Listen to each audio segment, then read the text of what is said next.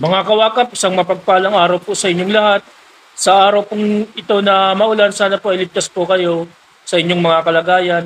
Sa araw pong ito ay babagi ko po sa inyo ang patungkol sa Pilipino Katoliko. Ang Pilipino Katoliko po ay hindi po related sa simbahang Katolika, hindi rin po siya related sa Catholic Bishop Conference of the Philippines. Kaya kapag may nagbigay po sa inyo ng solicitation letter na patungkol sa Pilipino Katoliko, ay wag po kayong magbibigay.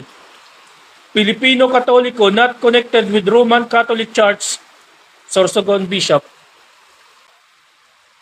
Sorsogon Bishop Jose Alan Dialogo released a statement through the Diocese of Sorsogon about a group called the Filipino Katoliko, clarifying that is not associated with the Roman Catholic Church, particularly with the Roman Catholic Church of Sorsogon.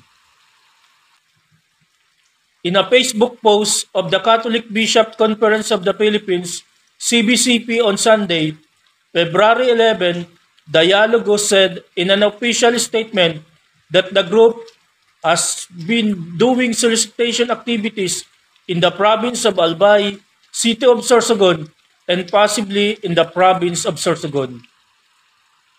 The group, which was headed by Most Reverend Pedro P. Pinis Jr., had his letter of intent to ask for voluntary donation for the development of their church and to buy furniture and fixture as well as equipment, said Dialogo.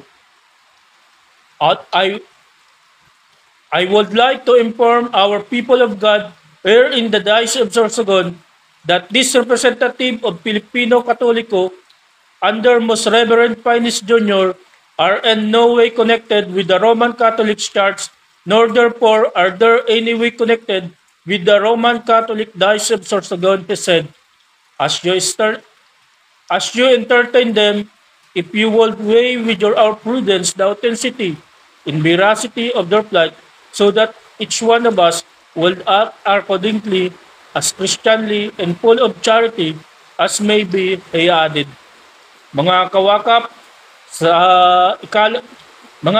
ikalat po natin ang mensaheng ito sa buong Pilipinas, sa buong diocese po na nakakasakop sa inyong lugar, na kapag may solicitation letter na galing sa Pilipino Katoliko, ay wag po kayong magbibigay ng pera dahil ang Pilipino Katoliko po ay hindi konektado sa simbahang Katolika, hindi rin po siya konektado sa CBCP.